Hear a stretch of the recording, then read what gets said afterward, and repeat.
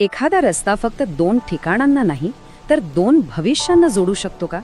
महाराष्ट्रात खानदेश आणि मराठवाडा या 2 मोठ्या प्रदेशांची गोष्ट आता एका नव्या धाग्याने जोडली जाते आणि त्या धाग्याचं नाव आहे खानदेश द्रुतगती महामार्ग. हा फक्त एक प्रोजेक्ट नाहीये, तर या संपूर्ण भागाच्या विकासाचं गणितच नव्याने मांडण्याची ही एक सुरुवात आहे. पण एक साधा प्रश्न मनात येतोच की एक रस्ता, फक्त एक रस्ता अख्ख्या प्रदेशाचं नशीब कसं काय बदलू शकतो? चला आज आपण याच प्रश्नाच्या मुळाशी जाऊया आणि बघूया की हे इन्फ्रास्ट्रक्चर प्रोजेक्ट्स खरंच कसं अख्खं चित्र पालटून टाकू शकतात. ओके, तर आपण काय काय बघणार आहोत? सगळ्यात आधी या 2 प्रदेशांची गोष्ट, मग या एक्सप्रेसवेचा नेमका प्लॅन काय आहे, यातून आर्थिक विकास कसा होणार आहे, प्रत्यक्षात उतरवताना काय अडचणी येतील आणि शेवटी हा महामार्ग महाराष्ट्राचं भविष्य कसं जोडेल या सगळ्यावर आपण एक नजर टाकूया. तर सुरुवात करूया सगळ्यात महत्त्वाच्या प्रश्नापासून. या महामार्गाची गरजच का आहे हे समजून घेण्यासाठी आपल्याला थोडं मागे जावं लागेल. बघा, खानदेश आणि मराठवाडा महाराष्ट्राचे हे 2 खूप महत्त्वाचे भाग. दोन्हीकडे नैसर्गिक साधन संपत्ती आहे, हुशार मनुष्यबळ आहे, पण तरीही विकासाच्या बाबतीत ते कुठेतरी मागे होते. आणि याचं एक मोठं कारण होतं कनेक्टिव्हिटीचा अभाव, म्हणजेच दुरावा. आणि हा दुरावा फक्त किलोमीटरचा नव्हता, नाही, हे अंतर होतं संधींमधलं. विचार करा, एका बाजूला शेतीने संपन्न खानदेश आणि दुसऱ्या बाजूला औद्योगिक केंद्र म्हणून ओळखला जाणारा मराठवाडा. दोन्ही प्रदेशांमध्ये प्रचंड पोटेन्शियल आहे, पण प्रॉब्लेम हा होता की त्यांना जोडणारा जो दुवा होता तोच खूप कमकुवत होता. जळगाव ते छत्रपती संभाजीनगर सध्याचा जो प्रवास आहे तो खूप वेळखाऊ आणि त्रासदायक आहे. आणि यामुळे फक्त वेळ वाया जातोय असं नाही, तर पैसा आणि महत्त्वाचं म्हणजे संधी वाया जात आहेत. शेतकऱ्याचा माल वेळेवर मार्केटला पोचत नाहीये, कंपन्यांना कच्चा माल वेळेवर मिळत नाहीये आणि याचा सरळ सरळ परिणाम काय, तर दोन्ही भागांच्या विकासाला एक मोठा ब्रेक लागला होता. मग या इतक्या मोठ्या प्रॉब्लेमवर सोल्युशन काय? तेच सोल्युशन आहे खानदेश द्रुतगती महामार्ग. आणि आता हे फक्त एक कल्पना राहिलेली नाहीये, तर हे स्वप्न प्रत्यक्षात आणण्यासाठी एक अगदी डिटेल प्लॅन, एक ब्लूप्रिंट तयार केली जाते. आता कोणत्याही मोठ्या प्रोजेक्टच्या मुळाशी एक डॉक्युमेंट असतं. ह्या केसमध्ये ते आहे सविस्तर प्रकल्प अहवाल, ज्याला आपण DPR म्हणतो. आणि हा फक्त एक रिपोर्ट नाहीये, हा या प्रोजेक्टचा जणू आत्मा आहे. म्हणजे हा एक्सप्रेसवे नेमकं कुठून जाणार, त्याचं डिझाईन कसं असणार, जमीन कशी ताब्यात घेतली जाईल, या सगळ्याचं A to Z प्लॅनिंग याच DPR मध्ये असतं. आणि या प्लॅनिंगमधलं स्मार्टनेस बघा. या एक्सप्रेसवेची सुरुवात होते नशिराबाद जवळून. आता हे ठिकाण का निवडलं? कारण इथूनच तो थेट नॅशनल हायवे 6 ला कनेक्ट होणार आहे. ही एक खूप स्ट्रॅटेजिक लिंक आहे. आणि NH6 ला जोडल्यामुळे काय होतं, तर गुजरात, मध्य प्रदेश आणि विदर्भ या 3ही महत्त्वाच्या आर्थिक केंद्रांची थेट कनेक्टिव्हिटी मिळते. म्हणजे हा महामार्ग फक्त महाराष्ट्रापुरता मर्यादित राहत नाही, तर तो राज्याच्या सीमा ओलांडून एका मोठ्या नॅशनल ग्रोथ कॉरिडॉरचा भाग बनतो. साहजिकच इतका मोठा प्रोजेक्ट काही एका दिवसात उभा राहत नाही.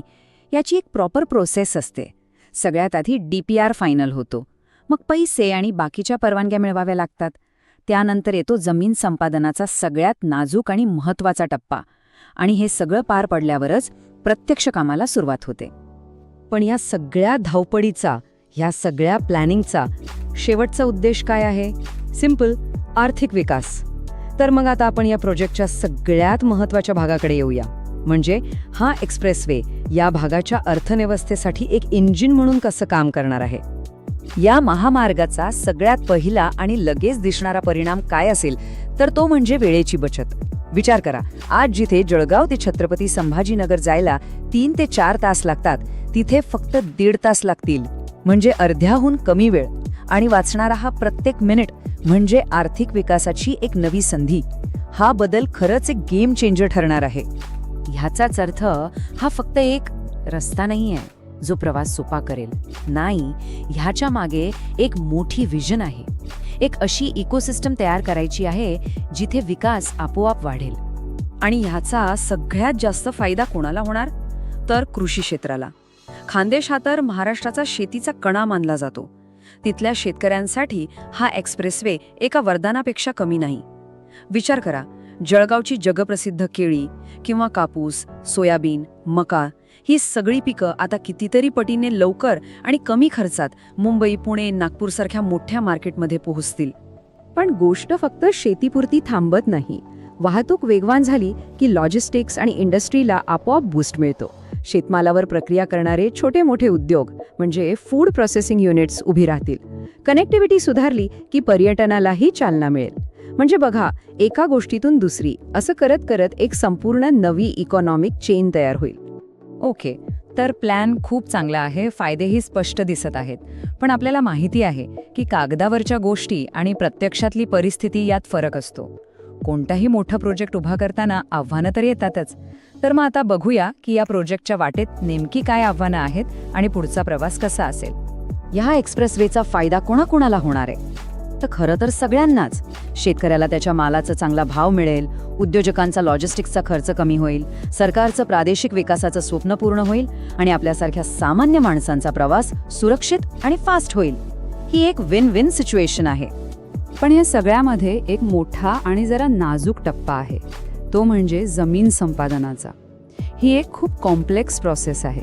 इथे सगळ्यात महत्त्वाचं काय असतं तर पारदर्शकता आणि लोकांना त्यांच्या जमिनीचा योग्य मोबदला मिळणं. सरकार आणि नागरिक यांच्यात जर चांगला संवाद झाला तरच हा टप्पा यशस्वीपणे पार पडू शकतो.